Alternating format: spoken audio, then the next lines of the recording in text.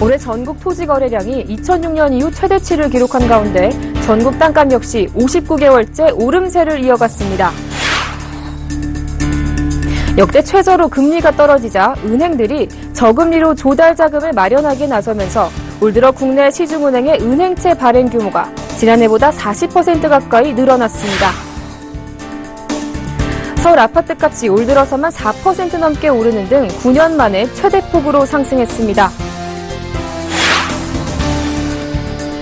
정부가 대학생과 사회초년생 등의 주거 안정을 위해 주변의 시세보다 싼 임대료로 6년간 살 수 있도록 마련한 행복주택이 오늘 첫 입주를 시작했습니다.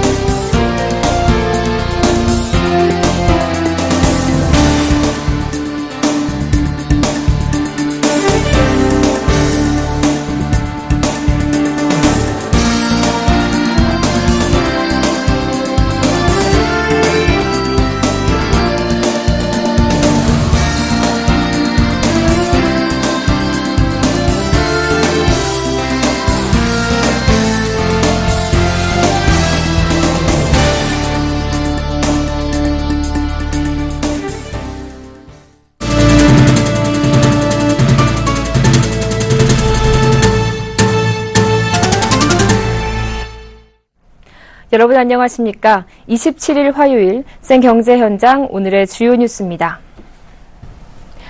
올해 3분기까지 토지 거래량이 2006년 이후 최대치를 기록했습니다. 땅값 역시 59개월 연속 상승했습니다. 올 3분기까지 전체 토지 거래량은 총 229만 필지로 전년 동기 대비 20.6% 증가했습니다. 지역별로는 세종시 토지거래 증가율이 122.1%로 가장 높았습니다. 다음으로 서울 44%, 경기와 인천이 31%와 29%로 뒤를 이었습니다. 전국의 땅값은 1.67% 상승해 지난 2010년 11월 이후 59개월 연속 상승세를 이어갔습니다. 전국 17개 시도 땅값이 모두 오른 가운데 대구는 땅값이 전년 동기 대비 2.89% 올라 전국에서 가장 높은 상승률을 기록했고 제주가 2.82%로 뒤를 이었습니다. 은행들도 대출을 해주기 위해서는 다양한 방법으로 자금을 조달해야 하는데요. 미국의 금리 인상 시기가 빠르면 올해 12월이나 내년 초로 예상되면서 은행들이 저금리 조달 자금을 마련하기에 안간힘을 쓰고 있습니다. 정훈규 기자입니다. 국내 시중은행들의 은행채 발행 규모가 올 들어 9월까지 지난해보다 40% 가까이 늘어났습니다.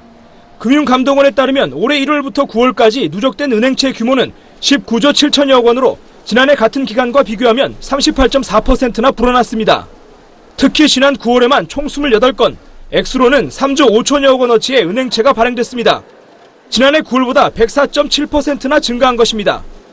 은행별로 보면 신한은행, 우리은행, 국민은행 순으로 채권 발행이 많았습니다. 은행들이 채권 발행에 적극적인 이유는 내년 초 미국의 금리 인상이 예상돼 올해 은행채를 발행하는 편이 조달 비용을 낮추는 면에서 유리하기 때문입니다. 은행채는 예금과 더불어 은행들이 자금을 조달하는 대표적인 수단으로 부채를 관리하거나 대출 등에 쓰입니다. KB국민은행의 경우 저금리 조달 자금 확보를 위해 새로운 해외 자금 조달 수단을 개척하고 나섰습니다. 국민은행은 최근 국내 은행권 최초로 룩셈부르크 증권거래소를 통해 커버드 본드를 발행했습니다. 커버드 본드는 담보부 채권으로 만기 5년 이상의 장기물입니다. 발행 금융기관의 상환 의무까지 부여된다는 점이 은행채와는 다르지만 조달 금리가 낮은 장점이 있습니다. 국민은행의 이번 커버드 본드 발행 규모는 5억 달러로 만기 5년 고정금리 2.125%입니다. 이는 현재 시장 상황에서 유통되는 국내 금융기관의 미달러 선순위 무담보 채권 가격보다 현저히 낮은 수준의 발행금리입니다. 국민은행은 이를 통해 수출기업 대출이나 자금운용 등에 필요한 외화를 싼 값에 들여올 수 있게 됐습니다. 역대 최저치로 떨어진 기준금리가 앞으로 몇 달 더 유지될지 알 수 없는 상황에서 은행들이 선제적 대응에 나서고 있습니다. 서울경제TV 정훈규입니다. 서울 아파트 매매 가격이 9년 만에 최고 상승률을 기록했습니다. KB국민은행에 따르면 서울 지역 아파트 매매가는 9월보다 0.49% 올랐습니다. 이로써 서울 지역 아파트 값은 올 들어서만 4.52% 상승했습니다. 이는 2006년 이후 9년 만에 최대 상승폭입니다.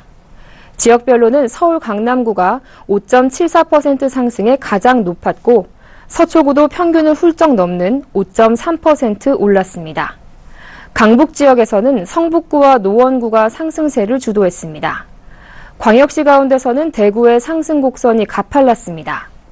2013년 10.81%, 2014년 8.3%의 연간 상승률을 기록한 대구는 이번 달에 이미 10.48%의 누적 상승률을 기록해 지난해 상승률을 가볍게 넘어섰습니다.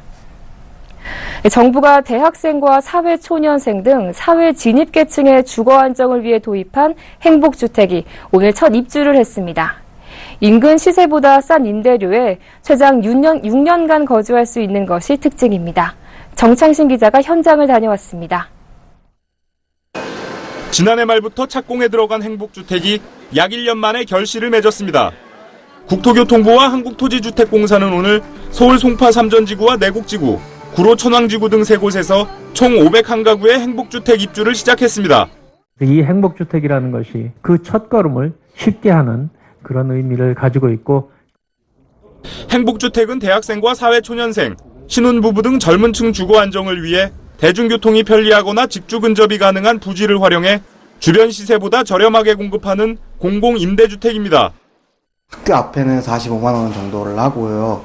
그다음에 행복주택은 17만 원으로. 기존 임대주택은 자력으로 주거 문제를 해결할 수 없는 저소득층에 중점을 둔 소득 기준 위주의 정책입니다.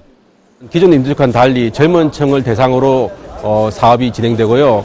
또한 지역 주민들과 공생할 수 있도록 주민 편의시설이 같이 갖추어지는 그런 시설이 되겠습니다. 사회초년생의 경우 인근 직장에 재직 중인 미혼 무주택자이면서 본인 소득이 평균 소득의 80% 이하이고 공공임대주택 자산 기준을 충족하면 됩니다. 최대 6년간 거주할 수 있습니다. 신혼부부는 인근 직장에 재직 중인 무주택 세대 구성원으로 세대 소득이 평균 소득의 100% 이하여야 합니다. 공공임대주택 자산 기준을 충족해야 하고 최대 6년간 거주 가능합니다. 청약을 하려면 모두 청약 통장이 있어야 합니다. 임대료도 저렴한 수준입니다. 주변 지역의 전월세 시세를 기준으로 60에서 80% 수준입니다. 실제로 삼전지구 행복주택은 임대보증금을 최대로 높이면 대학생의 경우 보증금 5,062만 원에 월임대료 6만 8천 원만 내면 됩니다. 사회초년생의 경우 5,348만 원에 월임대료 7만 2천 원, 신혼부부의 경우 7,660만 원에 월임대료 10만 원입니다. 정부는 오는 2017년까지 총 14만 가구의 행복주택을 공급한다는 계획입니다. 서울경제TV 정창신입니다. 진웅섭 금융감독원장이 시중은행장들에게 기업 구조조정에 선제적으로 대응해 줄 것을 주문했습니다.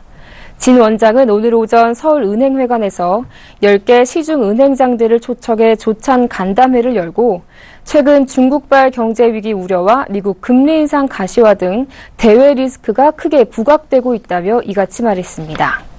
진 원장은 이 자리에서 대내외 불확실성에 대비하기 위해서는 원활한 구조조정과 충분한 충당금 적립 등 선제적인 대응이 무엇보다 중요하다고 강조했습니다.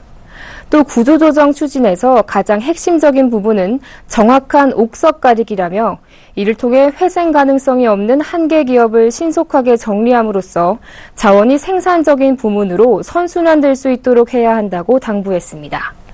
그러면서도 살 수 있는 기업에 대해서는 적극 지원해서 막연한 불안감으로 인해 억울하게 희생되는 기업이 발생하지 않아야 할 것이라고 덧붙였습니다. 국내 조선 대형 3사가 해양 플랜트 부실로 인한 손실이 10조 원을 훌쩍 넘을 것으로 전망됐습니다. 현대중공업, 삼성중공업, 대우조선해양이 2010년부터 해양 플랜트를 대거 수주한 이후 올해 상반기까지 발생한 손실만 8조여 원에 달합니다. 현대중공업이 3조 2,400여억 원으로 가장 많은 손실을 받고 대우조선이 3조여 원, 삼성중공업이 2조여 원입니다.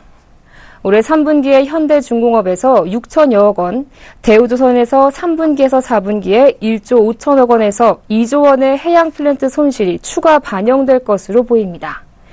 전문가들은 해양 플랜트 악재가 올해 말까지 이들 3사를 괴롭힐 것으로 보이며 내년부터는 점차적인 실적 개선이 기대된다고 내다봤습니다.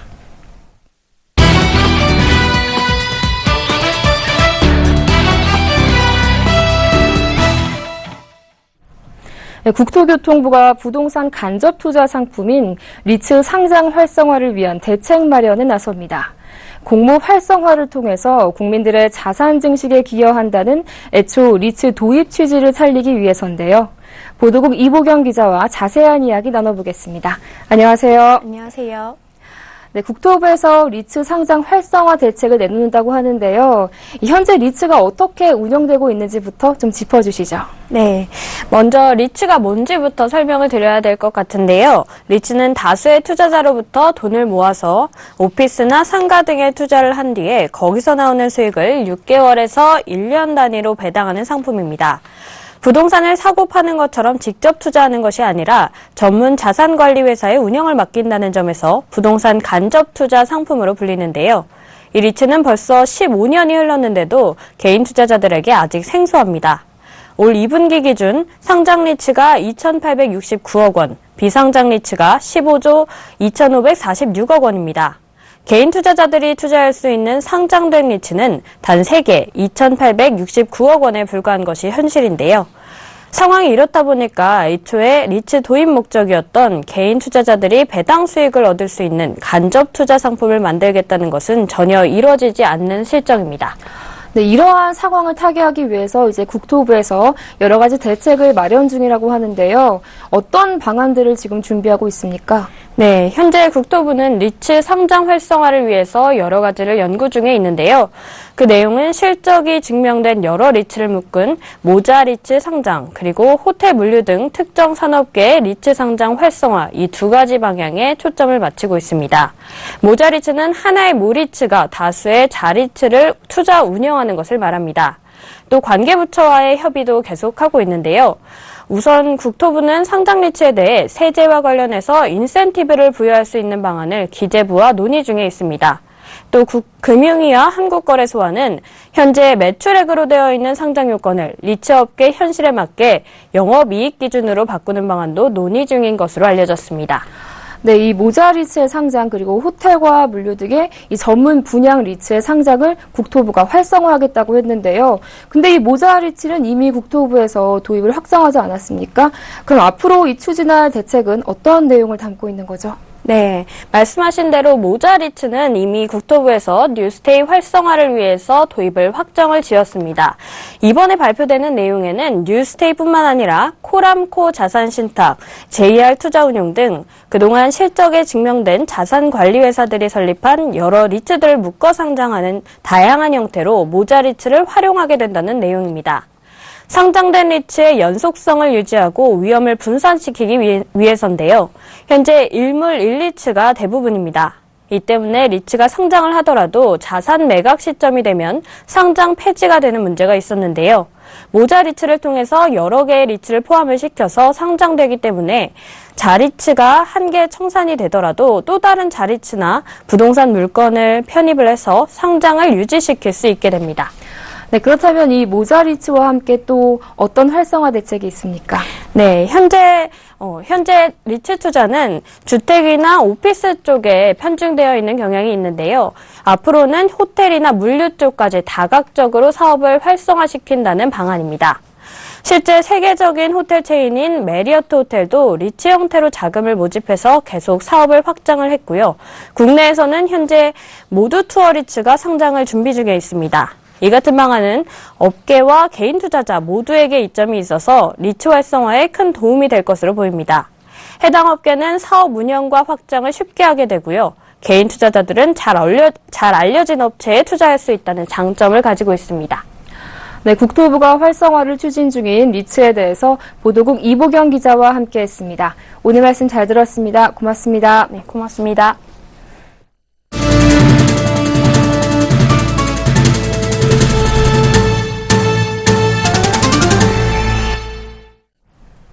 삼성전자가 오는 2020년까지 시스템 에어컨을 중심으로 에어 솔루션 사업을 100억 달러 규모로 키우겠다고 비전을 내놨습니다. 삼성전자는 오늘부터 열흘간 경기도 용인 삼성전자 인재개발원에서 열리는 삼성 AC 포럼 2015에서 대표적인 기업 간 거래, 즉 B2B 사업인 시스템 에어컨 시장에서 글로벌 리더로 발돋움하겠다는 포부를 나타냈습니다. 이를 위해 삼성전자는 2016년 상반기까지 50여 개 나라의 117개 도시에서 기업 고객 9천여 명을 대상으로 자사의 혁신 신제품과 기술력을 알리는 대대적인 런칭 행사를 벌입니다. 또 영국 왕립예술협회 소속 건축가 러셀 브라운과 현재 진행 중인 건축 디자인과 공조 시스템의 협업 프로그램을 비롯해 다양한 분야의 전문가들과 활발한 교류를 추진할 계획입니다. 더불어 사물 인터넷 기반의 B2B 솔루션을 마련해 스마트 스페이스도 구축하기로 했습니다.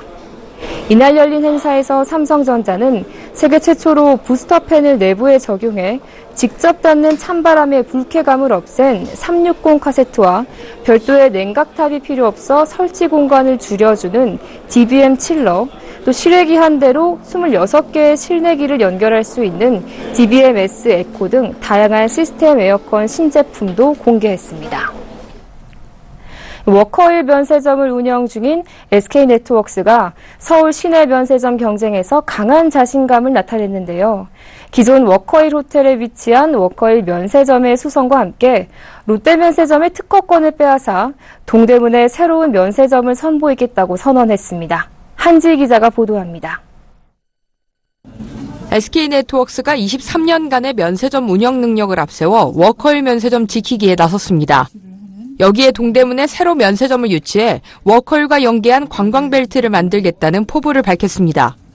SK네트워크스는 오늘 기자간담회에서 동대문 상권 활성화와 11대 상생 약속이 담긴 면세사업 계획을 발표했습니다. SK가 추구해온 사회공헌 사업에 더해 면세점 사업에서 나오는 이익의 10%도 사회에 환원하겠다는 방안도 덧붙였습니다. SK는 이 같은 전략을 통해 연간 외국인 관광객 1,870만 명을 유치하고 2020년까지 누적 매출 8조 7천억 원을 달성하겠다는 비전을 제시했습니다. 저희들은 개척자 DNA 정신을 가지고 이뤄왔습니다. 그래서 이 정신을 바탕으로 저희는 이스트 서울, 이스트 코리아 관광벨트를 만들어 나가겠습니다. 동대문에서 새로운 면세점을 통해 가지고 경제 이발 효과와 고용 효과를 창출하고자 합니다. 현재 워커힐 면세점 고객의 80%는 중국인 관광객. SK는 워커힐 면세점이 축적해온 중화권에서의 높은 브랜드 인지도와 유커 특화 서비스 역량을 강조했습니다. 현재 리뉴얼이 진행 중인 워커힐 면세점은 국내 최초로 외국인 카지노를 열었다는 점과 한류 드라마 촬영지 등으로 관광객들 사이에서 주목받았습니다. 다음 달 워커힐 면세점이 3,000평 이상 규모로 확장 오픈하면 쇼핑 환경도 한층 개선될 전망입니다. 뿐만 아니라 동대문 입성에 대한 강한 의지도 내비쳤습니다. 동대문의 우수한 인프라를 지역 상권들과 연계해 하나로 모으겠다는 계획입니다. 또 공항 면세점을 비롯해 말레이시아, 필리핀 등 글로벌 면세 사업 진출도 적극적으로 추진해 국내 3대 면세 사업자로 발돋움한다는 목표를 세웠습니다. 지난 상반기 면세점 입찰 때 한 차례 고배를 마셨던 SK네트워크스가 새로운 전략을 바탕으로 기존 워커힐 수성에 새로운 신규 면세 사업자 허가까지 받을 수 있을지 업계가 주목하고 있습니다. 서울경제TV 한지입니다. 세계 최고층 빌딩 부르즈 칼리파를 건설한 삼성물산이 118층짜리 동남아시아 최고 빌딩을 짓습니다. 삼성물산은 말레이시아 국영투자기관인 PNB 자회사가 발주한 총 공사비 8억 4,200만 달러 규모의 KL118타워 프로젝트를 수주했습니다. 삼성물산 지분은 총 공사비의 60%인 5억 500만 달러입니다. KL118타워는 말레이시아의 수도 쿠알라룸푸르의 지하 5층, 지상 118층, 총 면적 67만 3천여 제곱미터 규모의 복합개발 시설입니다. KL118타워는 높이 644m로 오는 2019년 준공 시점에는 동남아시아 최고층 빌딩이 되며 세계에서도 세 번째로 높은 건물로 이름을 올리게 됩니다. 삼성물산은 말레이시아에서 현재 2개의 플랜트와 빌딩 공사를 각각 수주해 총 4개 프로젝트, 15억 3천만 달러 규모의 공사를 수행하고 있습니다. 현대기아차가 미래의 소비자를 잡으려는 브랜드 마케팅에 팔을 걷어붙였습니다. 서울 어린이공원 내에 운영 중인 키즈 오토파크를 리뉴얼해 어린이들에게 브랜드 이미지를 알리는 데 열심인데요. 현대기아차의 유소년 마케팅 현장에 김혜영 기자가 다녀왔습니다.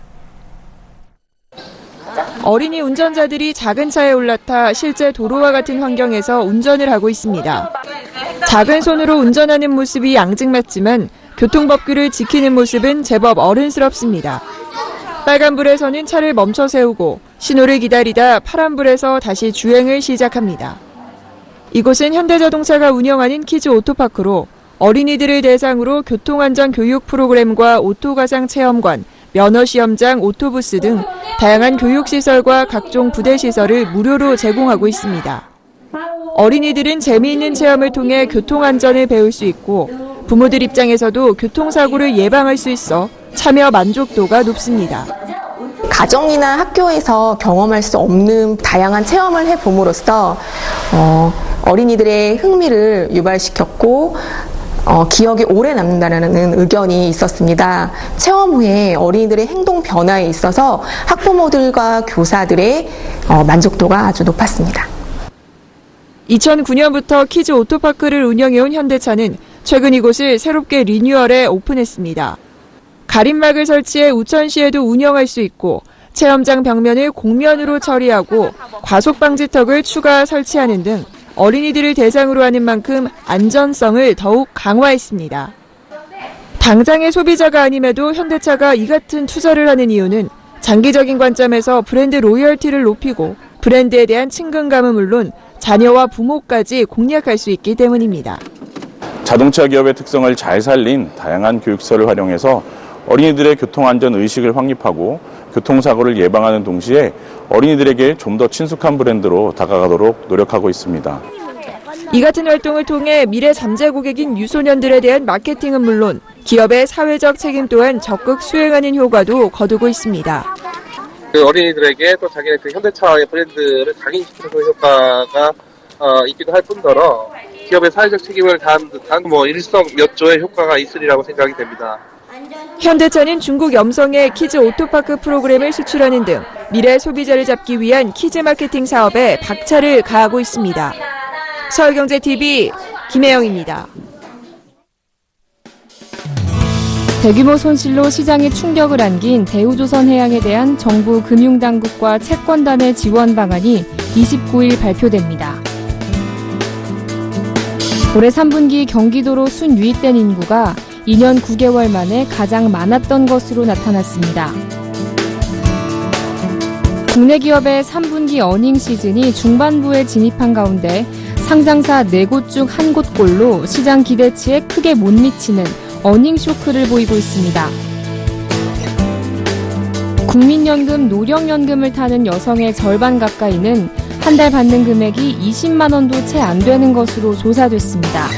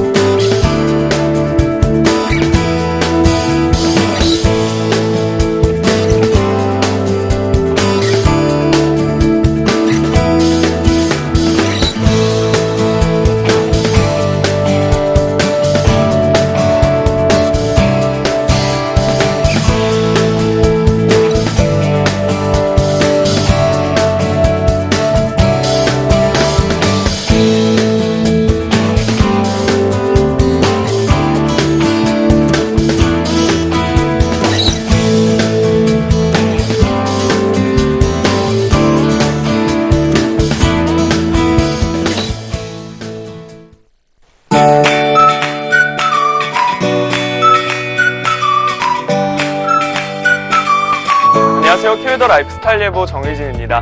오늘은 가뭄 해결에 도움이 되는 가을비가 전국을 적셨습니다. 하지만 비가 그친 뒤 추위와 함께 서해안을 중심으로는 옅은 황사가 유입됐습니다. 그 영향으로 오늘 수도권의 미세먼지 농도가 한때 나쁨, 충청과 호남, 제주도는 나쁨 단계를 나타내겠습니다. 내일도 추위는 계속되겠는데요. 올가을 들어 가장 추운 날이 되겠습니다. 아침에는 내륙 곳곳에 서리가 내리고 얼음이 어는 곳도 있겠습니다. 농작물 관리에 유의하시기 바랍니다.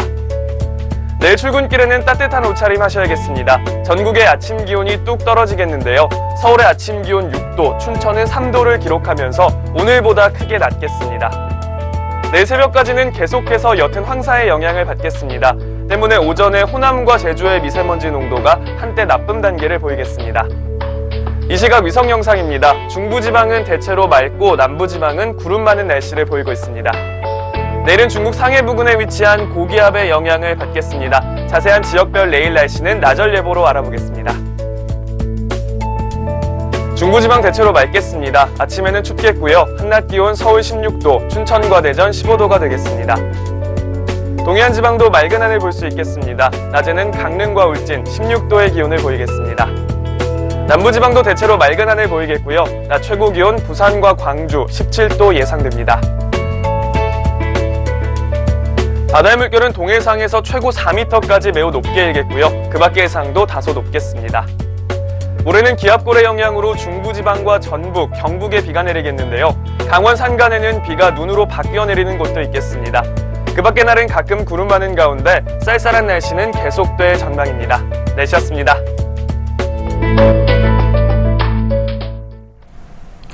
네, 행복주택 첫 입주가 오늘 시작됐는데요.